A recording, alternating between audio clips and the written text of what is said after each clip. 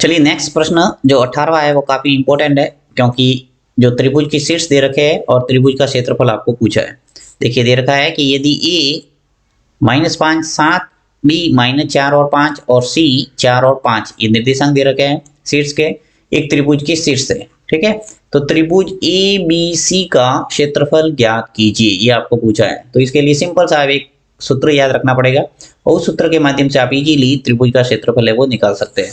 ठीक है, तो यहाँ मैं सीधा फॉर्मूला लिखता हूं। देखिए त्रिभुज ए बी और सी का क्षेत्रफल, ठीक है, और फॉर्मूला क्या है, देखिए 1/2 ब्रैकेट बनाना है, x1 ब्रैकेट के अंदर y2 माइनस y3, ठीक है, फिर plus x2 y3 minus y1, फिर plus x3 bracket y1 minus y2। ठीक है, ये पूरा फॉर्मूला आपको अच्छे ढंग से याद करना पड़ेगा लिख लिख के। अगर ये फॉर्मूला आप याद करते हैं तो आपके परीक्षा में 3 नंबर है वो फिक्स हो जाएंगे, क्योंकि एक प्रश्न आता ही है बोर्ड में। तो देखिए अब मैं सभी मान है वो इस फॉर्मूले के अंदर रखता हूं और क्षेत्रफल निकालते हैं त्रिभुज का। अब देखिए जो ए बी और सी, यहाँ से आपको निर्धारित करना है x1 x2 और x3, y1 y2 और y3। तो ब्रैकेट जो भी दे रखे है उसके अंदर देखिए ध्यान रखना है कि जो पहला शीर्ष होगा देखिए ए है, तो यहाँ से 1 1 हो जाएगा, यानी x1 ये है और दूसरा जो निर्देशांक है वो y1 हो जाएगा, यानी x1 और y1, ये हो जाएगा x2 और y2 और ये हो जाएगा x3 और y3। ठीक है, हमेशा एक ब्रैकेट के अंदर जो भी ब्रैकेट बनता है x निर्देशांक और y निर्देशांक इस ढंग से होते हैं।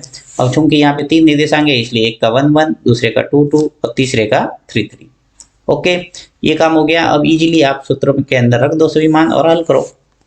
चलिए हल करते हैं। 1/2 ब्रैकेट आराम से करना है। देखिए x1 का मान है वो कितना है, यहाँ से देख लो कितना है, -5, ये लिखा मैंने -5।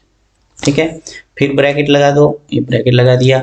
y2 कितना है, देखिए यहाँ से ये रहा -5, तो यहाँ से लिखा मैंने -5। अब देखिए सूत्र का यहाँ माइनस है, माइनस लगा दो पहले, उसके बाद में y3 भूलना नहीं है, ये माइनस है तो माइनस पहले लगा दो। उसके बाद में y3 का मान देखो, यहाँ पे y3 ये रहा कितना है 5, यहाँ लिखो 5 ब्रैकेट बंद। इसका काम हो गया, यानी इस स्टेप का काम है वो कंप्लीट हो गया है। अब प्लस लगा के दूसरी स्टेप प्लस, अब हम इसको लिखेंगे पूरे को x2 y3 माइनस y1। चलिए x2 लिखते हैं, x2 कितना है -4।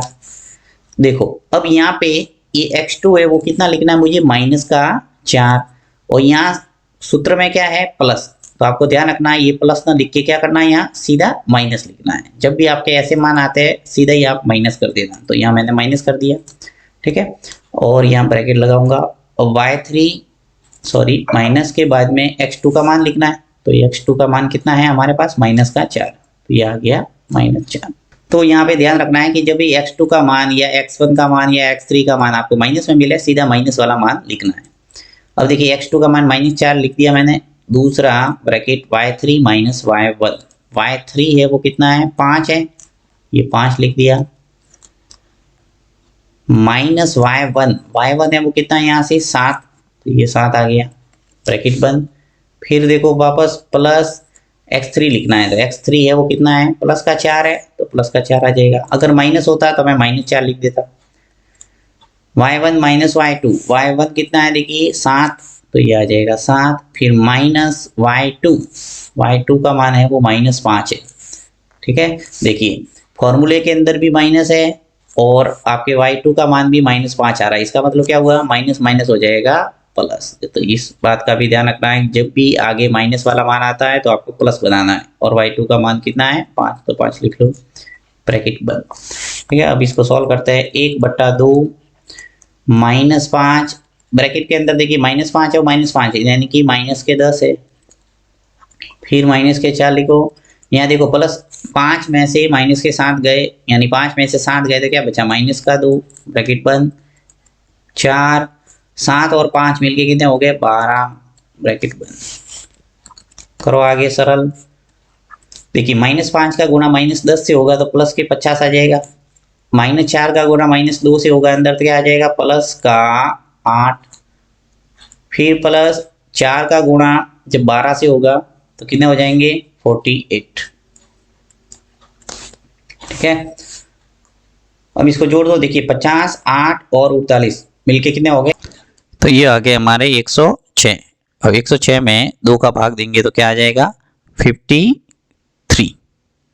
ये आ गया आपका वर्ग इकाई क्षेत्रफल त्रिभुज का। तो यहाँ लिखते हो वर्ग इकाई। अब क्षेत्रफल है इसलिए वर्ग इकाई लिखना पड़ेगा। ये आ गया आपके आंसर।